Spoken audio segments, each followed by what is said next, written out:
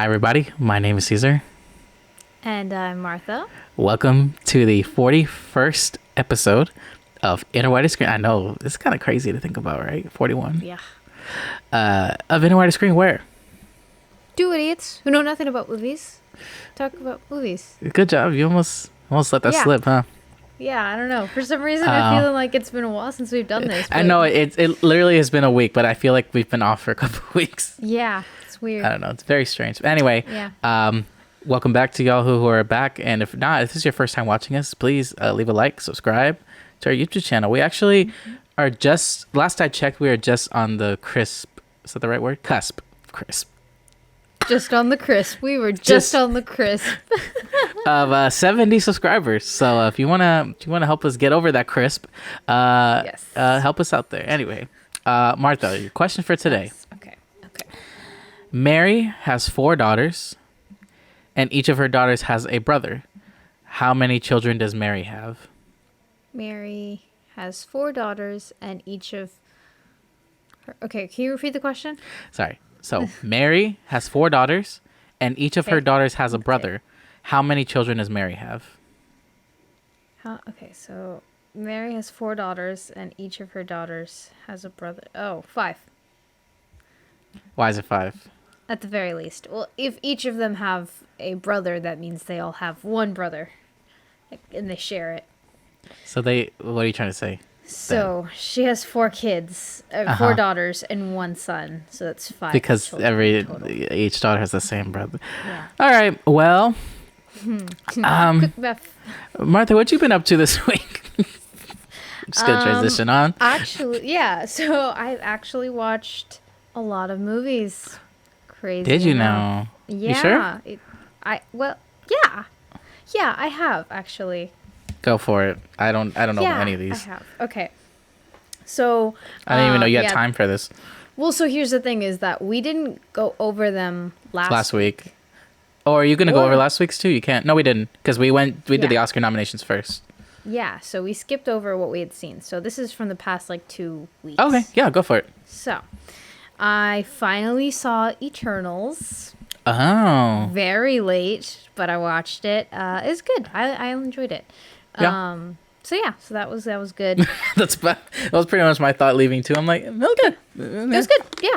I mean, it was like, was it an Endgame level Marvel movie? No, of course not. No, but it was good. It wasn't bad. I would say it's like middle tier Marvel. Yeah. I think that's just right about average for place. Me. Yeah, solid Marvel. Solid place. Certainly better than the second Thor. So that's not a hard bar but it's a very low bar, but that's I would probably say that's my least favorite MCU movie too. Absolutely, yeah.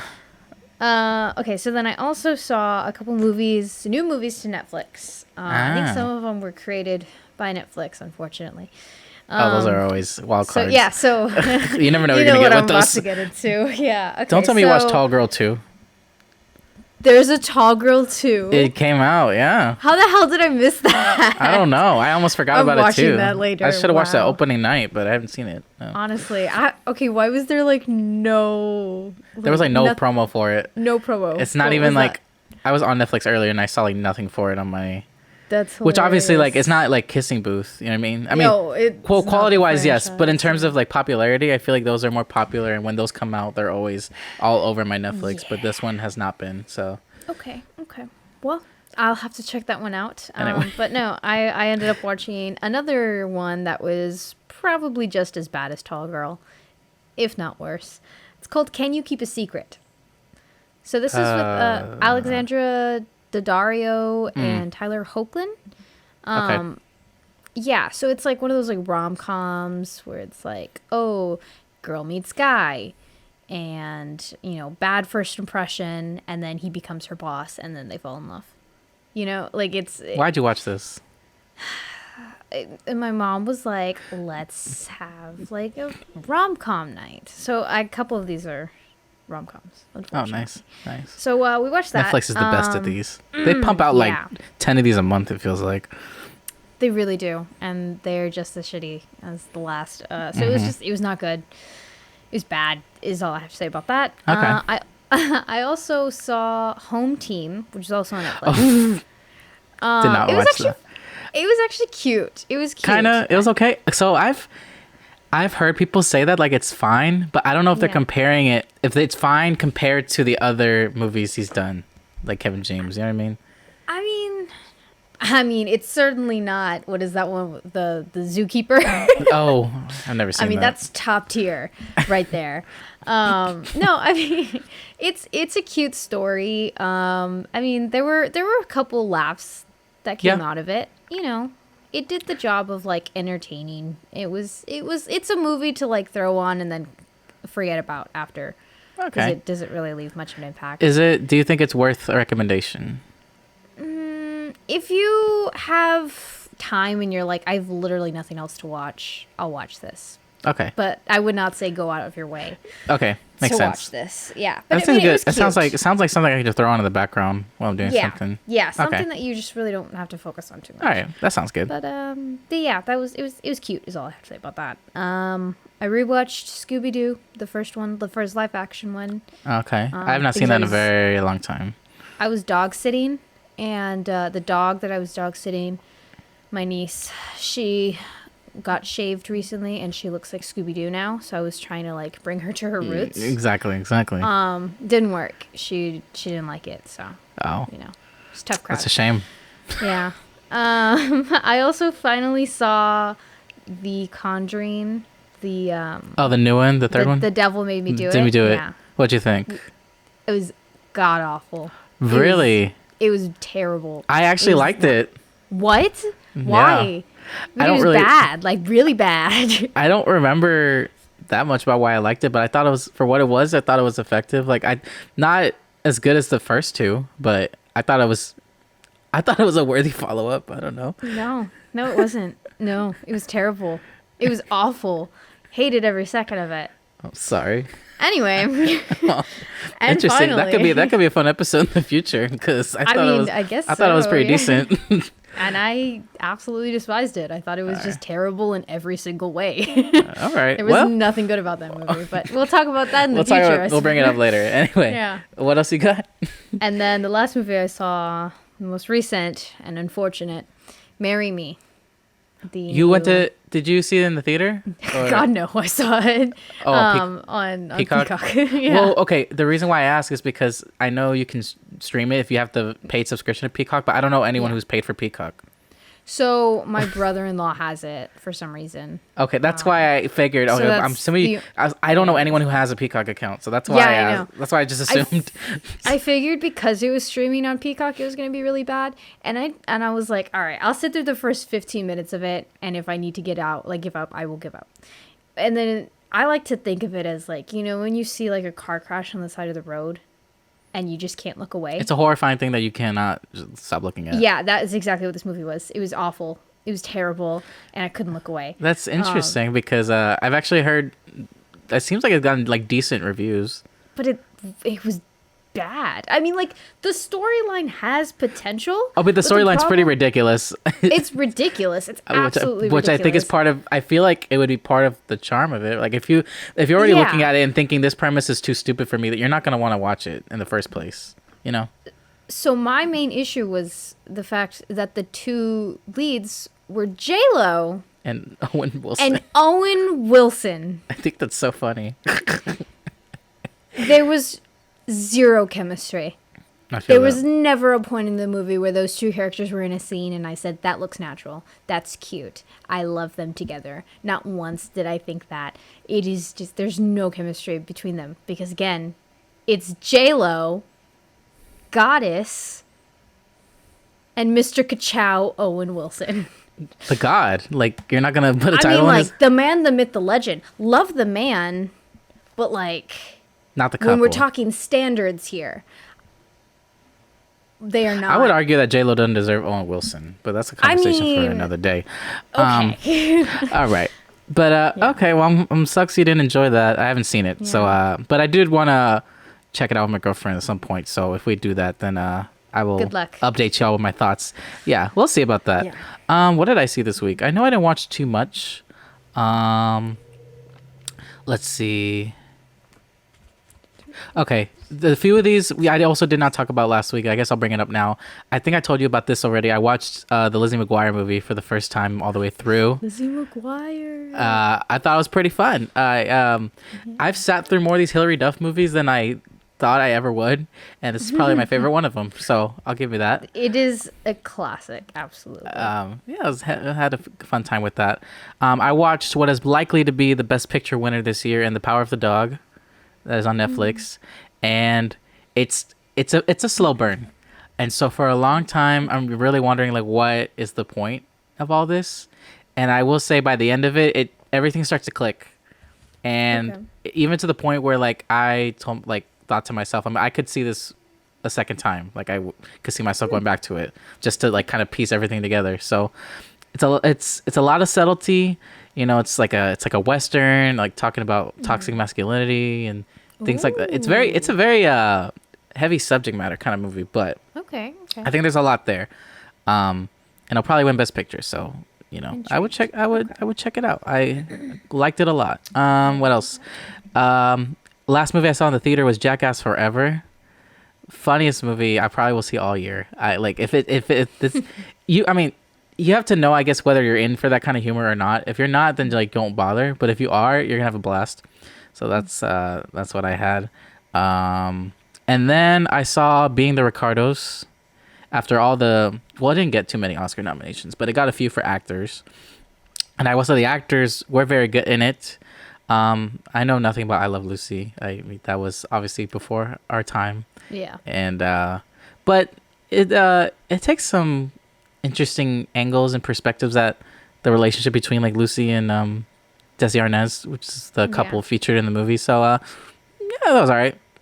I think it missed out on a couple nominations, and I'm good with the ones it missed out on. I don't think it deserved more than it got. So I thought it was pretty okay.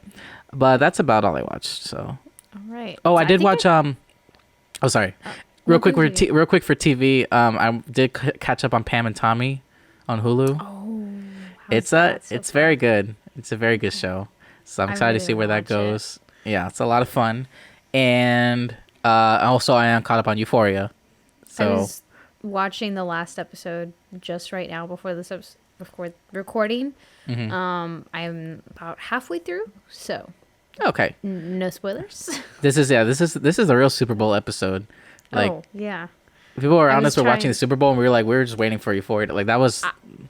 I wanted to just turn off the TV and turn on Euphoria, but everyone yelled at me, so I was like, oh no. I mean, I literally posted a poll on my Twitter. I was like, "Who's winning the Super Bowl tonight, Cassie or Maddie?" And yeah, it was great. Anyway, all right. Well, we also did watch Martha, our film for today. Yes. As you can see behind me, with these two women swimming in a pool. Today's movie is The Fallout. Spoilers ahead. Nice. Spoilers are ahead for this one. Oh, what are you saying? Yes. Also, a bit of a content warning. This is a very heavy topic. It is possibly I would argue the heaviest movie we talked in terms of subject matter. Yeah, for sure. For sure. So just a bit of a warning ahead that it is. We do get into some very heavy, sensitive topics. Yes. So. But I feel keep that in mind. But I will just say right up front that this movie I think does a great job of talking about these things. Yeah, I do think so. But so let's get into The Fallout real quick. This is written and directed by Megan Park. This is her directorial debut. If you do not know who that is, she played Grace in The Secret Life of the American Teenager. Wow. Did you ever watch that show? I remember seeing like the first couple episodes and then meaning to go back to it and never did. It's one of those shows where it's so bad. It was such a guilty pleasure for me. It's terrible, but I was so entertained by it. When he's like, "You're my hoe." Yeah, where she's like, "I'm a whore," and he's like, "But you're my whore." And I see that come up on my feed sometimes, like every couple of months, and it's my favorite. It's beautiful. That's cinema right there. Yeah, that is. Ooh, anywho, but yeah, so she was on that show, and now she's directing, which is pretty cool. Starring Jenna Ortega, Maddie Ziegler, Niles Fitch, Will Ropp, Lumi Polak, John Ortiz, Julie Bowen, and Shailene Woodley, with a nice surprise in there. Released January 27, 2022. So this is our first kind of new release of the year that we're Yeah. talking about.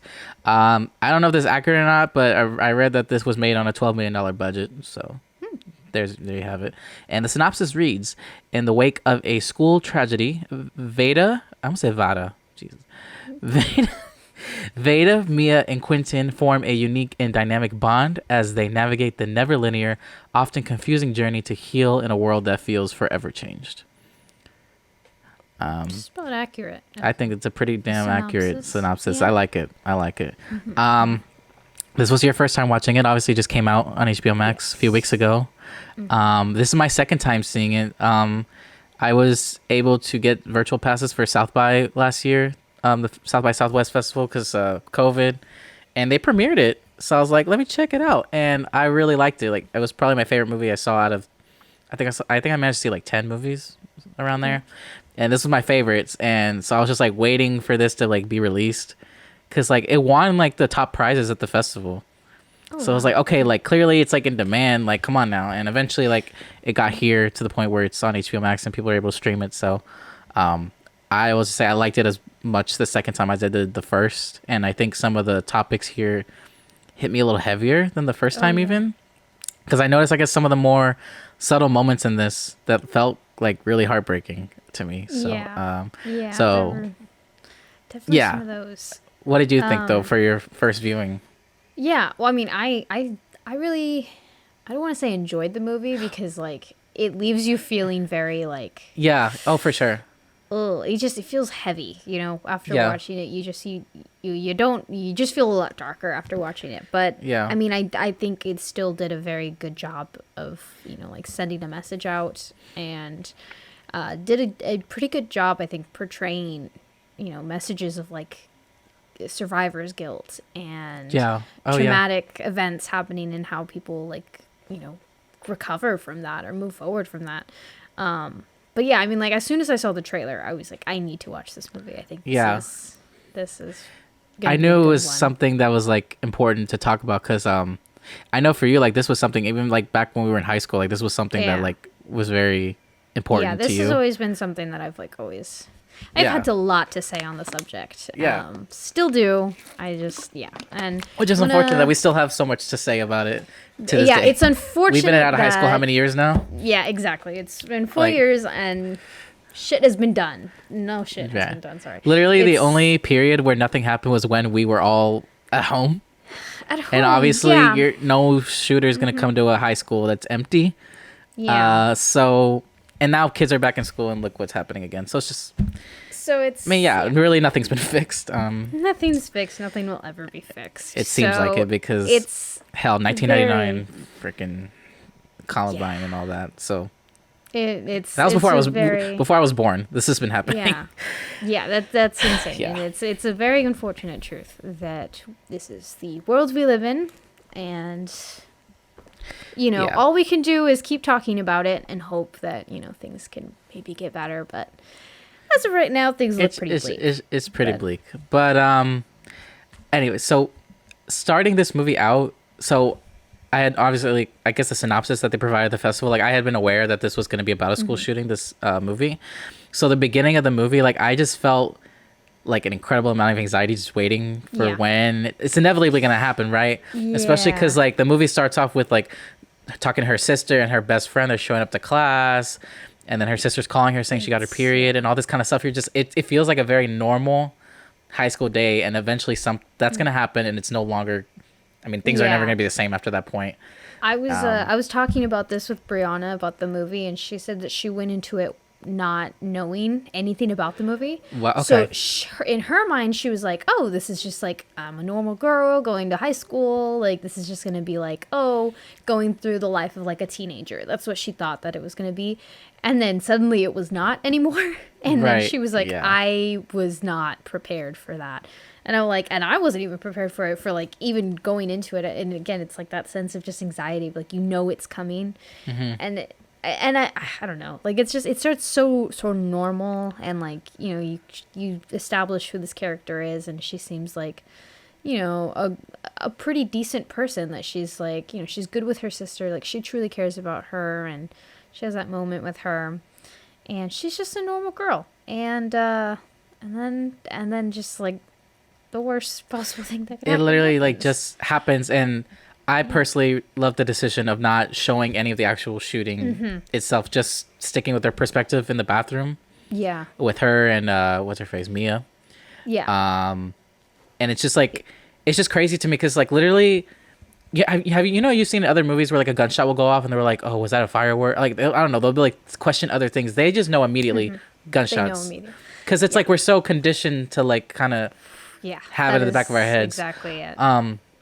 I don't know, just focusing on them and their instant like fear, I think made Yeah. it more tough to Well, I watch. mean, even Okay. even for the audience, I think just hearing the sound alone is Just hearing those gunshots horrifying is just and in people itself. screaming and Yeah, Yeah. it's you don't need to see it to know that it is a Oh, yeah. terrifying Yeah. thing that's happening outside. So I think that, really again just like pushes that message. yeah, of and then this is and then bad.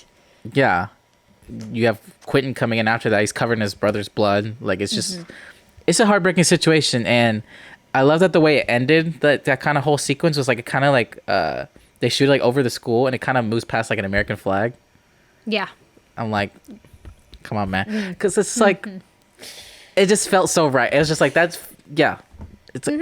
it's all I don't know. That's yeah. America is the land of the free, and Free. it is the country I live in.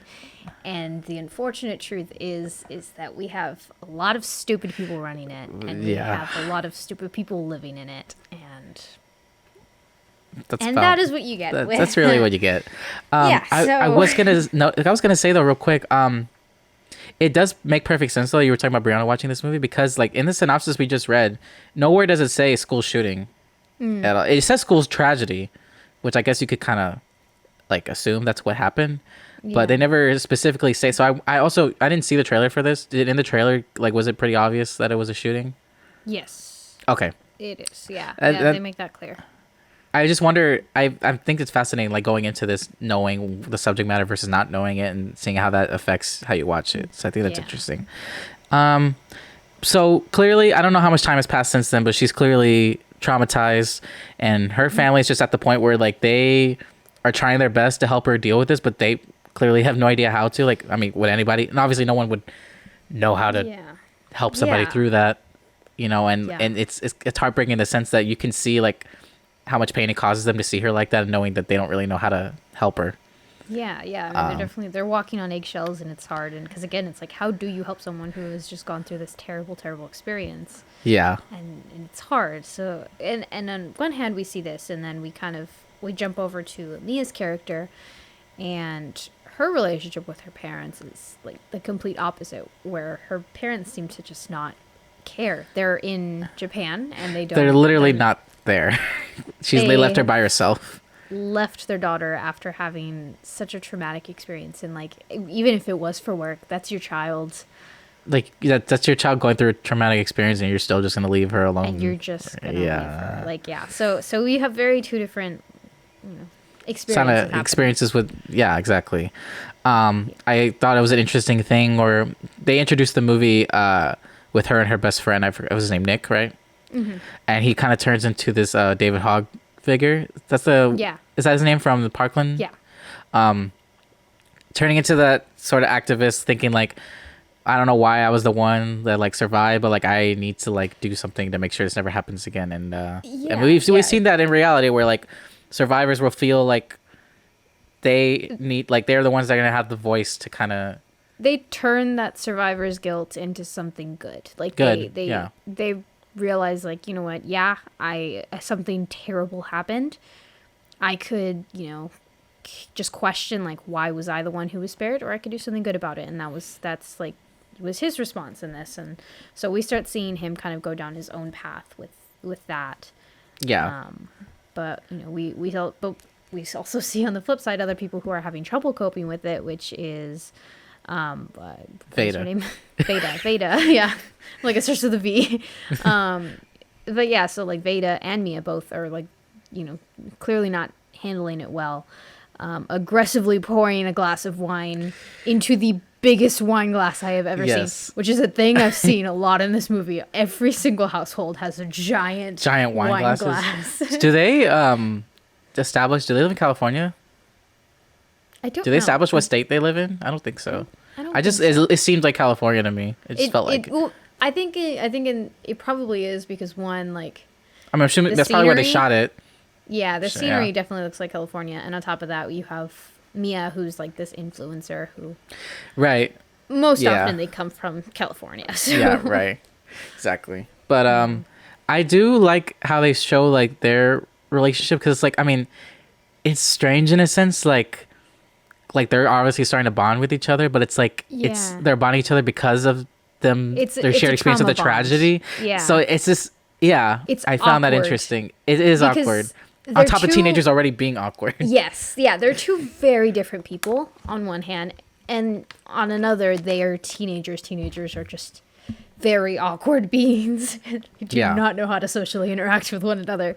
And it's like you get these girls who it's like they don't have anyone else to really talk to who like completely understands their situation and like the way that they are coping with it, because while she does have Nick, he is taking things in a different direction. He's coping than with she it is. completely differently. Yeah. I mean, he's coping. I mean, she's not coping with it at all. Basically, is Yeah, what- exactly. Yeah. So this is, like they've found their person that they can like relate to and like actually talk to or like not talk to. I feel like there's a lot of moments where they are just like they're just being in each other's presence, and that is enough. Yeah, Because, yeah. sometimes words they don't, Words do so no. much. Words no. words no. Yeah. Words no. So sometimes Exactly. presence yes. Yeah. Yeah. One of the more honestly, I feel like I've been using this word heartbreaking so many times, but it's like I literally like that was the word that came to my mind. The right One of the word, most heartbreaking shots of the movie to me was putting, I don't know what you call those, the memoriams or like Yeah. they're just her putting everyone's in her little box and it's just kind of like stacking up and like all these funerals she's that- going to. It's just Yeah, it's heartbreaking is what Yeah. it is. Yeah, it's the perfect word to use, because it's like you see those are like, even if it's not like your closest friends, those are still people, those are kids who lost their lives that you knew. you knew like you either whether you talked to them or not, like you passed Yeah. through, you saw them in the hallways, You like saw those people, and it's like, and that's hard. That is hard Yeah. to like have to deal with. And just the shot of her just one after the other adding to that Yeah. box of like memorials that she's been to is just it's crazy, heartbreaking. man. Yeah. Yeah. Yeah. And another one of the more heartbreaking kind of storylines of this movie is it seems as if since this occurred that connecting with her sister has just not Yes. it's pretty been non-existent, and it's just Yeah. sad to see her sister like trying to reach out for that connection, and like you could tell she just like wants her to be okay and she misses her, and it's just like it's I don't know, it's just sad. I But, like, think her sister is such an interesting character, an interesting plot line. I don't know. There's so much I could talk about with her character and like how she develops, and like because she's so much a background character, but everything that she does, it means something, yeah. even if it's not like at the forefront. Right. No, I know what you mean. There's this Yeah. there's this one scene in particular that like they do Yeah. really good job of, like especially like you're saying in the background for like she's in the background doing something, and Yeah, yeah. she's in the background doing a TikTok dance, and her sister is there like in the main yes. like camera angle, and she's texting what's his Quentin, face? yeah. Quentin, yeah, and us like saying like, hey, how are you, like thank you for coming to my brother's funeral, and having this really heavy conversation, and in the background, She's doing her TikTok dances. and like her sister is Yeah. young, she's in middle school.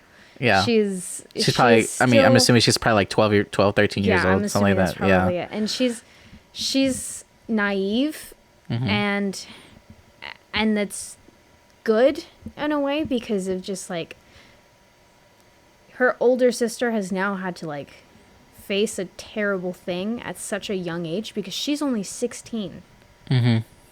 and she had to face something so terrible Yeah. at such a young age that because of that you are forced to like you lose that sense of like child. It's kind of like you have to mature. It's like right You there. have to. Yeah, it's impossible not to.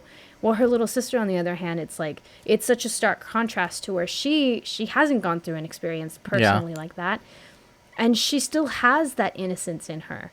And I think it's crazy, and it's like you're visually like seeing You're seeing that like play the out contrast, on the screen. Yeah, yeah. Like I thought love that that was shot, a really yeah. really interesting scene. Yeah. So it was so good.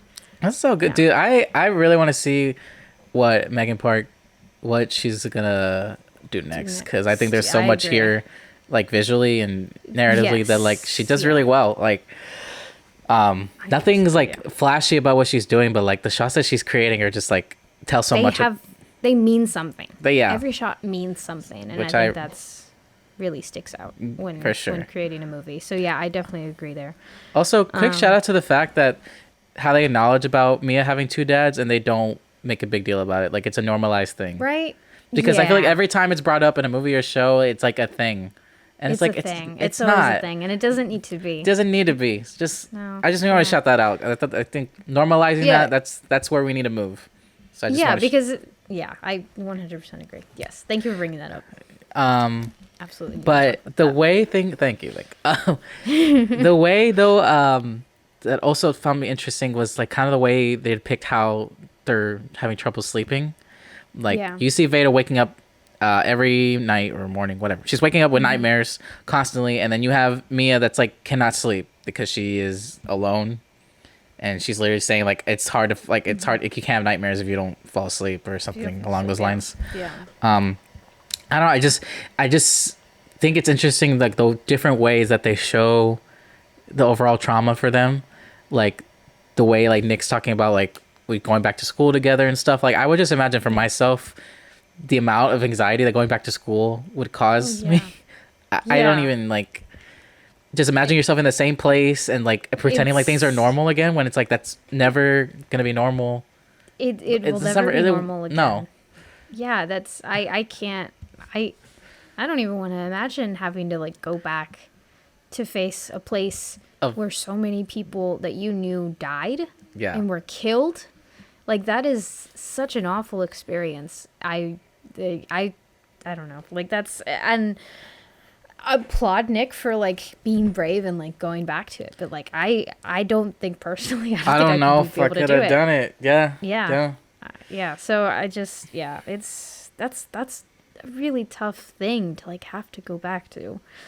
So But we are introduced though to Shaylee Woodley as her therapist. A small role, but very welcome role. First of all, with Megan Park, you have a Secret Life American Teenager reunion. I was thinking that, when you said that, and I was like, hey. Maybe that's why she cast her. So that was cool. Hey, bestie. But I thought the best part of the scene was just like she kind of starts to plant the seeds of like giving Veda the space to like express herself comfortably and like her like she doesn't have to pretend everything's okay and like she can express that and like I don't know, like I think she's able to connect with her in a way like first of all like she's like kind of making jokes with her and all that kind of stuff, but like she seems like a genuinely caring person. She's a therapist, but she seems like a very good therapist. But there's therapists that are kind of like it's kind of like you get the vibe where it's like it's my job, but there's some that's actually like they give a shit. They care. Yeah. Well, it's hard not to if you're working with someone so young who has dealt with something like I know if I were a therapist, which I am not. Please don't. Which probably would be better if I wasn't. But I would feel some sort of compassion at the very least. Yeah. But I think that's definitely a really interesting plot development with Veda's character and her not having. Okay, so she has her family. She just feels this like burden that because she went through something so traumatic, and if she doesn't act like she's okay, it's gonna make her family still continue to suffer. Yeah. And I think she feels that burden, and so because of that, she's constantly it's a hard thing. I'm fine. Like it's okay. Like I'm chill. I'm just going through it. And her mom is constantly, are you okay? Like how is everyone doing? She wants to like be open with me, and Veda is like feeling that like it's not that she doesn't want to open up to her mom. She just feels bad about it. Yeah. And I think that's definitely really interesting. Which it's just easier for everyone else. She feels like to not really open up Yeah. about those things. Exactly. Yeah, which I mean, that's she's a teenager. You know, it's Yeah. hard to already open up about your feelings, and like on top of that, something so heavy. It's really hard to do. So for her to go and finally have like this place to openly communicate her feelings, even though it's a bit rocky at first, ultimately, you know it's gonna be good for her. So like, Yeah. shout out to therapists out there. Mm-hmm. Thank y'all, bro. For real. You're doing a great job. We appreciate you. I know. Yeah. And especially like when you're talking about her mom, like I thought a conversation that was kind of an interesting part was I don't know what they were talking. Oh, her mom. She was helping her mom with something, and her mom like says like, "Wow, where would we be without you?" Yeah, And that moment of silence right there is just like, oh God. It hit hard. I literally wrote that line down because it's such a strong, powerful line unintentionally. Yeah. Unintentionally, like from like the characters, but like she obviously didn't mean it in the way that it came out as. But it's like, like because my dad says that to me all the time when I like turn on his computer when he can't figure it out. Yeah. You know? But it just like it turns into like a literal sense, like it's literal. It's taken Yeah. literally because there was a point where she couldn't have like there could have been that she could have here. died. Yeah, she could have died. Yeah. And that's insane to like and just like have that moment of reflection and It's you just- feel yeah. it as soon as she says it. Yeah, And as it's soon just as she like, says like, oh. oh fuck. Yeah. Man, like it's It's so intense. Yeah, like it's just like damn, like her mom.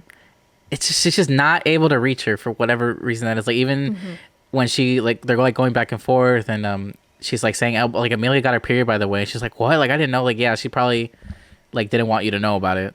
Yeah. And it's just like it's just I think at that point this is her just like she is trying her best to push away her mother because I think that might be easier than ever opening up to her. yeah. And so she's like, if I hurt you, then you'll leave me alone. But I mean, she's kind of I mean, she's doing this to her mom, to her sister, to Nick. Like it's just kind of what's Yeah. easiest for. I mean, really, the only thing she kind of does to kind of take her mind is just go be with Mia throughout all this. Go So with Mia because she's also going through the same thing. Through the She's same just not thing. able to cope with it, and yeah, and I think with we start seeing their friendship grow more and more. They have a lot of like first experiences with them. Like they're both, getting high for the first time, and she's like, "Why do you trust me?" And she's like, "Well," and like she was like, "Oh, because you smoked before." And then oh yeah, it's very clear that she has not hasn't. Like, yeah, yeah, I know. And like I mean, even when they're like very- grinding up the weed, like she clearly does not know what she's doing with No, it. neither of them know what they're Yeah. doing, and I think they're trying to have some semblance of like a normal teenage experience, if Yeah. you will. Like it's after everything that they've been through, they deserve that at the very least At to least, like yeah. have those normal experiences and such. But I don't know. It's an interesting relationship going between them. That they still have that like awkward teenageness to them, but at the end of the day, you still see that like they are the person. There's a bond there. There's a legit bond. There's a bond that is important. So Yeah. I think it helps them. It's nice. Yes, for sure. That's first shot though of her coming back to the school. It's just like straight up like boom, metal detector. Like oh, Jesus. And then immediately after that, active shooting like drill. shooter training drill, whatever. Like bro, this is not the same environment. Like, I cannot imagine you work up not the courage. That's not the right word, but like you're ready, finally ready courage. to. Courage. I guess courage. I guess I don't want to insinuate that like if you're not ready that you're not courageous in a sense. No, yeah, that's right. That's But you know what I'm saying? Like Yeah. when you're finally able to being ready to go back to school. Yeah. And like you're just reminded of all that again. Like obviously, like I get it. Like those things are important, but it's like I don't know. It's hard. I can imagine someone like that going through Yeah. that kind of trauma and like the anxiety just being there, just all day. You know what I mean? It's just like you Yeah. feel it in her performance, man. It's just crazy. The Also, anxiety is just through the roof. it's just it's insane. And side note, did you know who wrote the music for this movie? I don't know, but I loved it. It is Phineas. That is why I loved it. Okay. Yes. So this is first ever film score, and I thought it was pretty damn brilliant. good. Yeah. It was so good. And I was like after the movie ends, listen, normally I'm like, all right, like I don't usually sit through the credits, but this one I was like, I sat there and I You just kind of have to listened. with this one. Because I needed a moment to compose Based on the way it myself and, ends, like, yeah, for sure. Yeah. I literally sat there just after the credits were rolling and I did not move. I was just like reflecting on what I just saw. Like it was, Yeah. and the music really is just like it fits so well. It like fits with the feeling of every scene perfectly, I think. Perfectly, because it's Yeah. like it's emotional, but it's very youthful, Yeah. and it's like I don't know. It was perfect. It was. There's so much good about this movie. I always knew. I was no surprise here. I mean, Phineas, like he produces all of Billie Eilish's, his sister's music, and he's obviously like the production on her music is incredible. So like, Yeah. no surprise. I knew no surprise that the score here is great. Quick shout out though to one of our most recent episodes. Dude from Scary Stories, Tell in the Dark with a man bun showing up. Dude from. Wait, The who? the drug dealer. Drug dealer. Oh, that was him. Oh my god! Wow, I didn't even realize. You know what? He did look familiar. I just didn't give it a second thought. Wow. Yeah. I Shout feel out like to him. I feel like I would have recognized him regardless, but since we like just watched that a few weeks ago, I was like, Yeah. that's the I guy. was like, Augie. Augie was his Augie name. is his name. Yeah. Wow. Yeah, that was. Yeah, I Yeah. think that was. Yeah, I'm pretty sure. Yeah, that was Augie. Okay. And then she gets so basically she takes some E, Actually, I think and it was Chuck. Sorry. I'm like. I was gonna say, thinking wasn't back- Augie the skinny white dude? It was Chuck. Chuck was his name. Oh, okay. I remember because I called him Chuckaford. Yeah. That was it. Moving on. Anyway. Anyway, very Sorry. important details here. So she takes some E, and they kind of. The way they kind of portray it is kind of like in a humorous way, like with her like the pen exploding in her mouth and all that kind of stuff. But at the Yeah. same time, it's just like this is. I was just thinking to myself, this is how drug addiction starts. Like where Yeah. with It felt someone like I was that's just watching Euphoria. And for a sec, basically for a second, right? Like if you have all this unresolved trauma and like this is what she's resorting to, like I mean, it doesn't go into that. Like this is like the first and last time she does drugs, but like. Yeah. Think about other I think people that are in this situation. Like, I mean, even Nick later on expresses like how he gets nervous when like she didn't answer the phone because like she saw her. He literally had to take her Yeah. home because she was high and whatnot, and like. Yeah, I think it does touch a little bit more, a little bit on a deeper level with when it comes to that, like coping with trauma and with like substance abuse, and it, Yeah. like she experiments with getting drunk and smoking weed. experiences Yeah. with smoking weed and taking pills and like she's trying all this out, but in the end, like she ultimately does come clean about it to her mom and is like just so you know, like I didn't like it.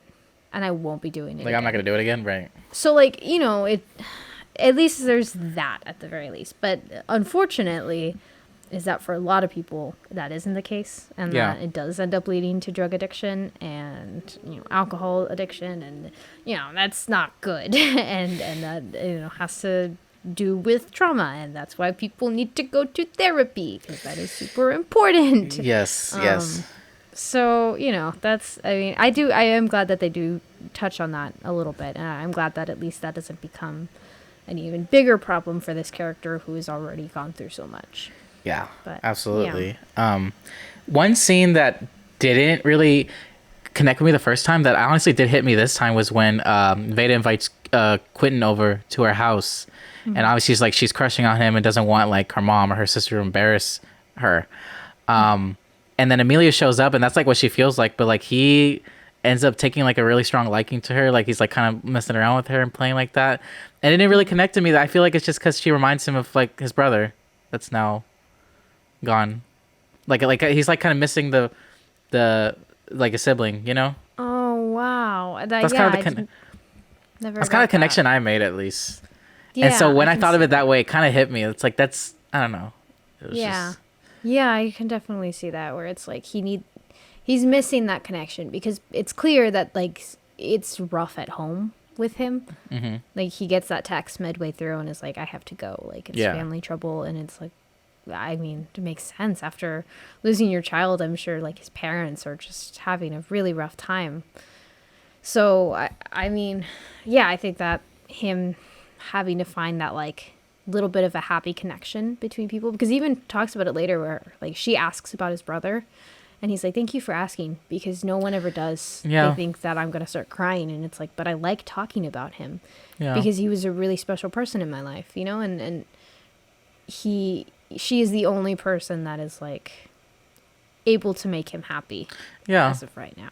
Yeah. Besides his brother, but like everyone else is very like tiptoeing around him or just going through the same Same shit as he things. is. Yeah. So like, yeah, I think I can definitely see like why that relationship is also just as important. And yeah, Yeah. It was just a lot. And another little scene I liked, and this pertains to the sort of relationship she has with her sister. A little scene that kind of comes and goes, but the one that I really liked was when her sister tries to go in the bathroom, but it's locked, and she's like, how do I say it? She like locks it, and she was like, you never lock in all this kind of stuff. And then for a second, she kind of reflects on it, and she like goes to open the door to like let her in, and she's not there. she's not. And she's just kind of standing there, like, I don't know. It reminds me of the feeling of like you're assuming that she's gonna be there, like regardless of how you treat her, or regardless of everything that happened, that she's always gonna be there. But the longer you kind of keep your distance from her, she's not gonna be there. Yeah. Yeah. And that's kind of what that stuck with me too. I don't know. Some of these kind of scenes like kind of stuck with me more the second time, which I made me appreciate, I think, even more than the first time. So which again, I keep that sister, the character, I think is that was the arc that really stuck with me the most. I would say. Yeah, for me too. It just every single scene, and I do think I liked that scene too.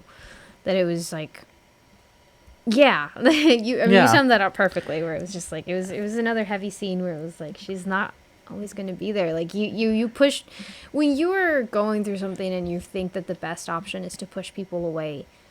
A lot of times you don't actually think that far ahead to where when they actually do give you that space that you ask, it ends up not being what you want.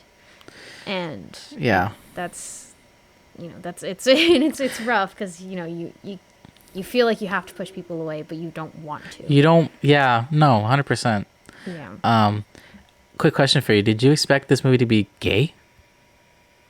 So here was the thing that I was like trying to go back and forth on, because when I first saw the trailer, I was like, that's suspicious.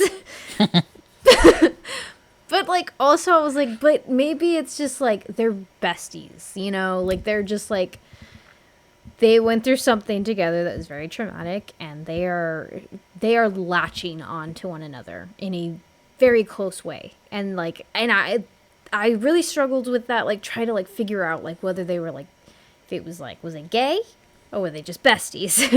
Like okay. I just like I couldn't figure it out. And then the moment came where they answered it for us. Yeah. And even then they don't is the thing. So I'm like, I don't know. Yeah. Yeah, it's I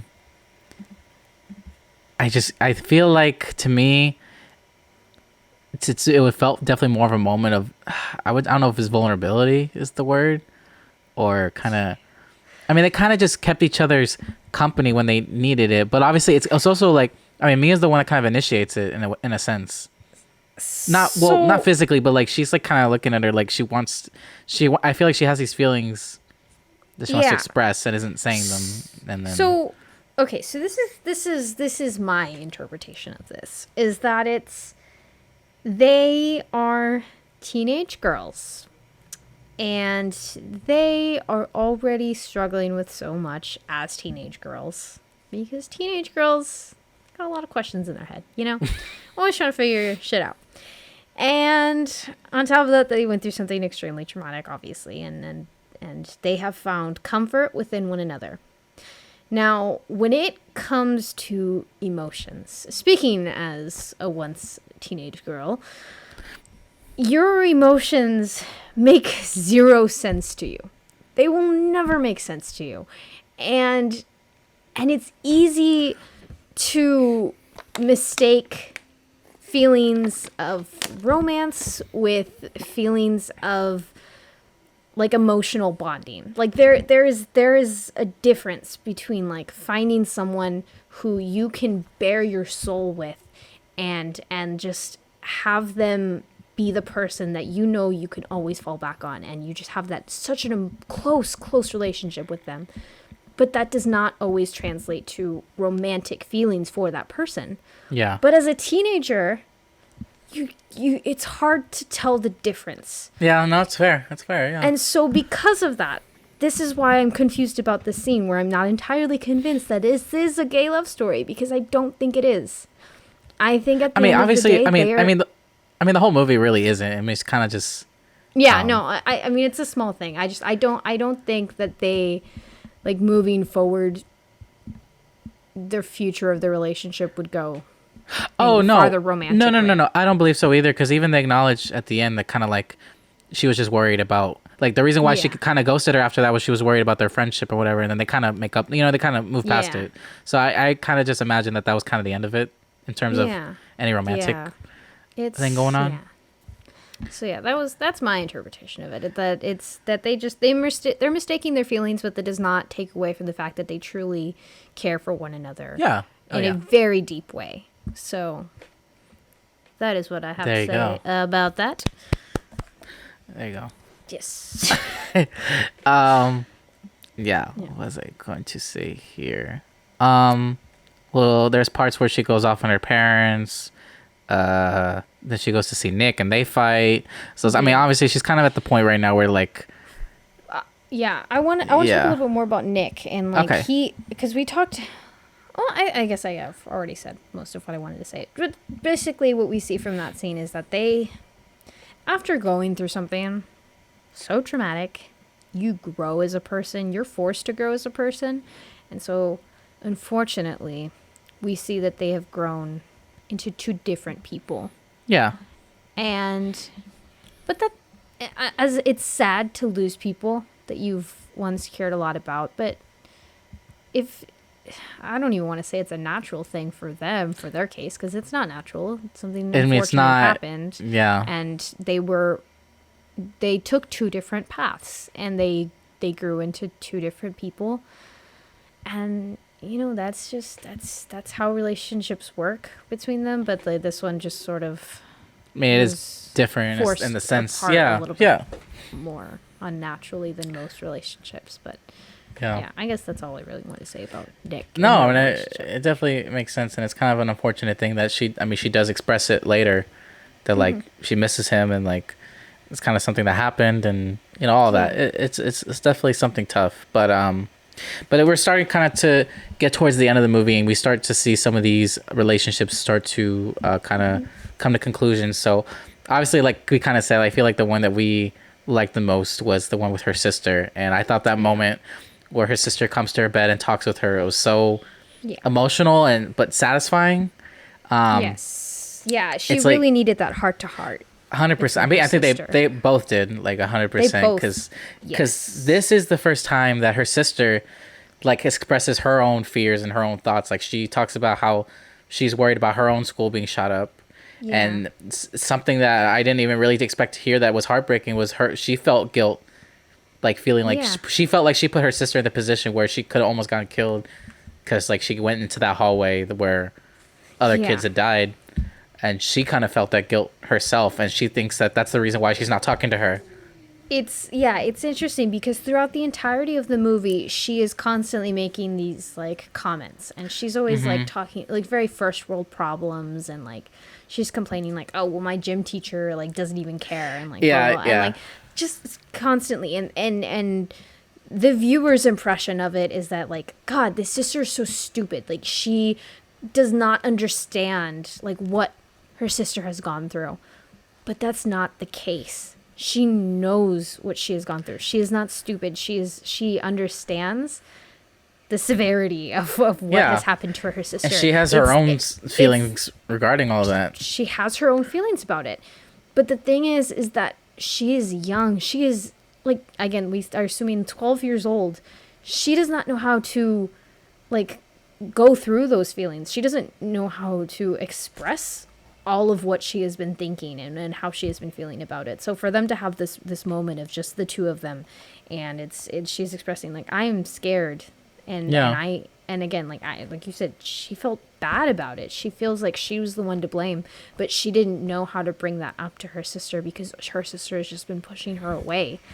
And so like it's a very important scene for them to have that moment together and really talk it out. And I really enjoyed their relationship together. I think that was just especially such a good plot point. 100%. And like, especially in the moment where she's talking, like kind of reassuring her that like, I promise I haven't been mad at you. Like even like confessing that like in the bathroom when like I thought I was going to die, like the only person I thought about, like the person I texted was you. Yeah. Like you're like my favorite person and all this stuff. And it's just, it was very satisfying emotionally. Really nice moment. Yeah. And then there's that moment when she's with her dad, who we don't really see much of or hear from much in this movie until there's pretty much the only scene where we really see him heavily featured. But he's the one that's able to allow her to encourage to finally let the emotion out, like scream it out, yell, whatever you want, like whatever you're feeling. And it's so good to watch because like it's the first time she's actually like kind of letting that off her chest in a way and like, expressing that. And it's like now we can maybe start to like move on with your life, like you can start to progress. And I thought it was really cool that she was able to do that with her dad, especially because we don't see her dad much, so we don't really know up until this point what kind of part he plays in her life. So seeing that, I thought was a cool moment. Again, it was an important heart to heart to have. I think like that at the end of this movie, it's just like her being able to put not like a nice bow around each relationship, but she does establish where she is at with each relationship. And how she plans to move forward in those relationships. So I like that they have a separate one with her and Nick, and with her and her sister, her and her mom, her and her dad. So, again, it is a nice little moment between her and her father. And then we do get round 2 of Shailene Woodley. Second session here. I love the way that this starts, and it's kind of just wide and kind of cutting back, and then when it gets intense and when she's like verbally expressing how she's feeling the first time, it's like tight on her face and you just like feel all the emotions that she's going through. She is Jenna Ortega is an amazing actress. She is so talented. Dude, she's gonna be a star, dude, because she is gonna go places. You haven't seen Scream yet, have you? I haven't, no. So I mean, obviously, nothing to spoil or anything for you, but I think she's one of the best parts of the movie for that. I believe that. She's in You, that show. She was in season, I guess it was season 2. So she's definitely going places. She's gonna be in like some other movies I think coming out this year too. So definitely keep an eye out. But she's great here. But this whole monologue is it is powerful. Just her finally facing and expressing her thoughts and emotions that she has been just unable to really express before that, but her really getting into it, and it's just very raw emotion that she is showing in her voice, in her face, in everything. Everything, man. It's a very powerful scene. And then I like that the moment with her mom was like a little lighter, but still but still was a touching conclusion, I guess, to the relationship. Like it was like such a sweet moment. And then she's like, I'm gonna do my best to start being honest. Literally spills everything. She's and like, her mom's like, drugs. I got drunk. I took some sex. But don't worry, it was sex with a girl. And she's like, fucking chug some wine. Be like, okay, we can talk now. With once again the largest wine glass I have ever seen. Yeah, it's huge. It is a big wine glass. Now I think about it. Yeah. And then we finally get to so you're reaching the end of this movie, and like these relationships are kind of tying up in sweet ways, like kind of optimistic ways. Yes. And then you get to this ending, and even the beginning of the ending itself feels optimistic. Like she's outside of Mia's dance class, and she's like, okay, like we're gonna blah blah blah, texting her and making jokes. She's smiling. She's happy. Like she can finally start to move on with her life. It is literally the picture of just like moving on and freedom and just like clarity. And it is her moment where she's finally letting go of this past trauma, and she is beginning to heal. And then she gets the The message. freaking notification on her phone. Yes. A news article that pops up that says 12 students killed in another mass shooting. And it doesn't end. It doesn't It fucking end. never ends. It's constantly happening. It's crazy. that- Like as her experience is kind of trauma is kind of concluding. It's like it's happening to other people. It's happening constantly, like all around. Like this is. It is. It's like a fucking universal experience at this point, and it's like It is awful. It is so awful. And for us who thank God we never had to experience something like that firsthand. And we see it and I feel awful every time I read that news article, every time I see it on the news.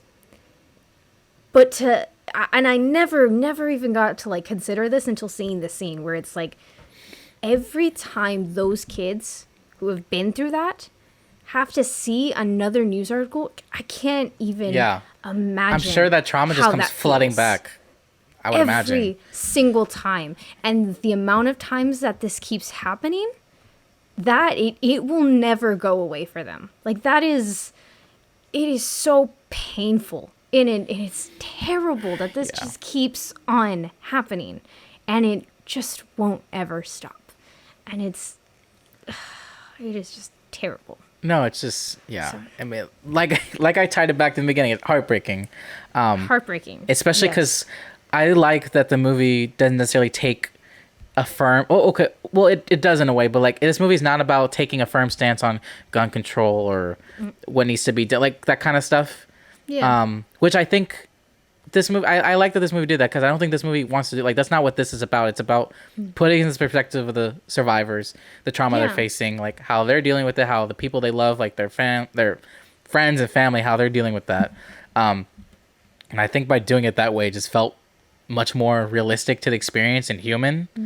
I mean, and the whole cast, like I think they do it really great job at like making it feel that human. Like, but at the end of the day, like when you're talking about something like this, that it's still so true to what is going on in the world right now. I mean, you can't really have a happy ending on this. Like, there's putting like a nice little bow on it. Like that's that was the most accurate ending you can have. Was just her going from that moment of I'm healing to this will never end, and then just breaking apart again and her hyperventilating off screen.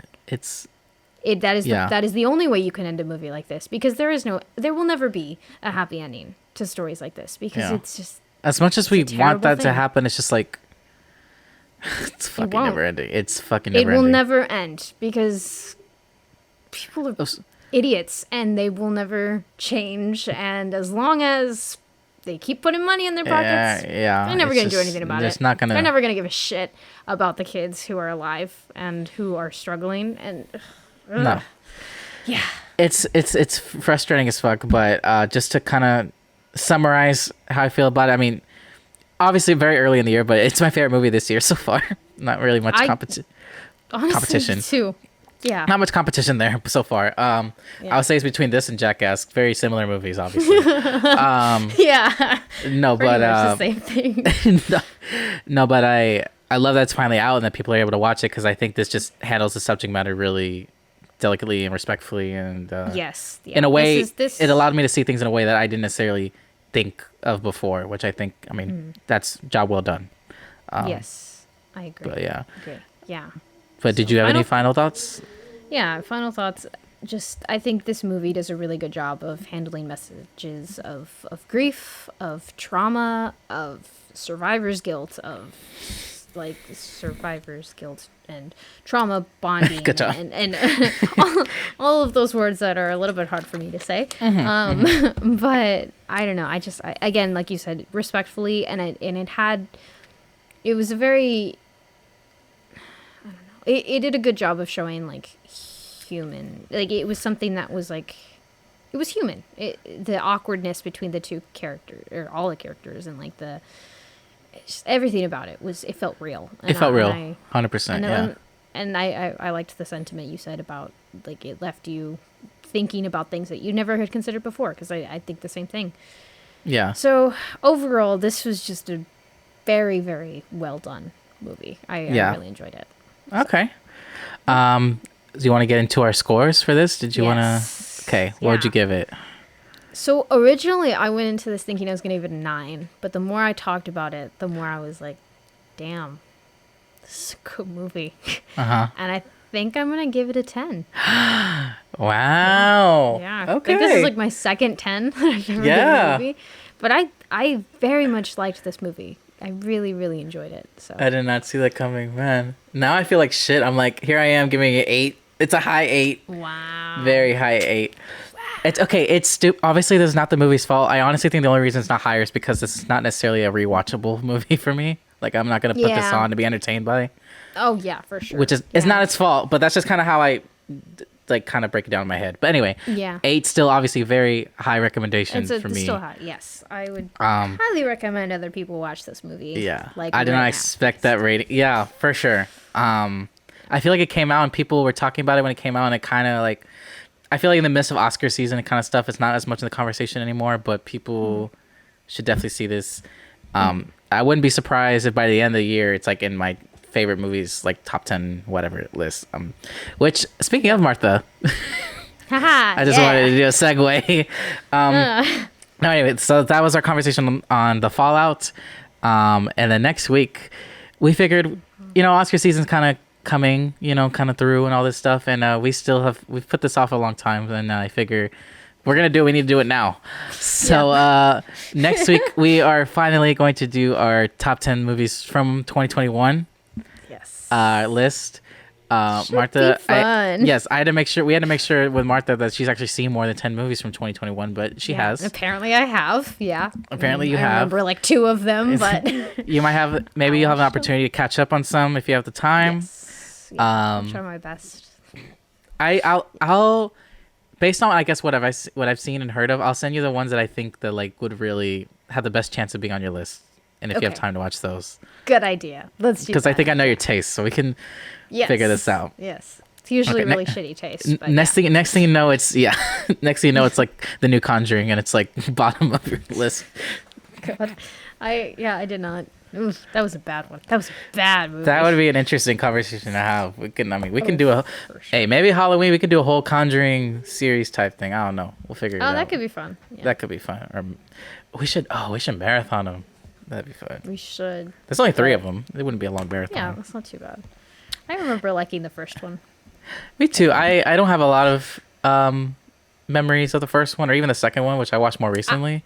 Oof, funny But- enough, I remember vividly the first time I watched the first Conjuring, Uh-huh. but that was because that was just because like it was a fun day watching Okay. that movie. So I was like, I'll remember this day forever. It's a core memory.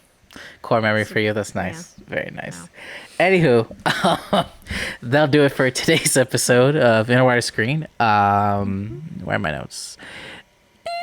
Audio streaming platforms. If you got Spotify, you got iTunes, whatever, you can find us on there. Leave us a review, 5 stars or whatever. Be honest with us.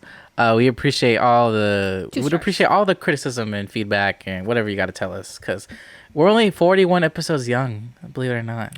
Wow. It's pretty nuts. Pretty nuts. Crazy. Follow us on Twitter, TikTok, and Instagram, all at In a Wider Screen. I'm pretty good at posting like announcements on 2 of those, but not really much else. And then TikTok, I just have not, because okay, What's TikTok? I don't even know what that is anymore. I Yeah. tell myself like, because I feel like for TikTok, I need to set a set amount of time one day to like actually just kind of just work on those, and I never do it. And I need to just do it. Like I need to figure out some window of time to just work on that. And Yeah. Anyway, Either but- that or we should like hire someone to do that for us. So if anyone's interested, let us anyone's know. interested for free internship.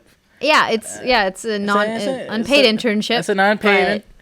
but, it's something. It's something. Anyways, it's up there. You can follow us there at In a Wider Screen. And finally, make sure to subscribe to our YouTube channel. Let me do a live count real quick because I'm just fascinated by this. It's probably the same as from when we started, but imagine if it was different. That'd be pretty wild. That'd be crazy. It's not loading very well.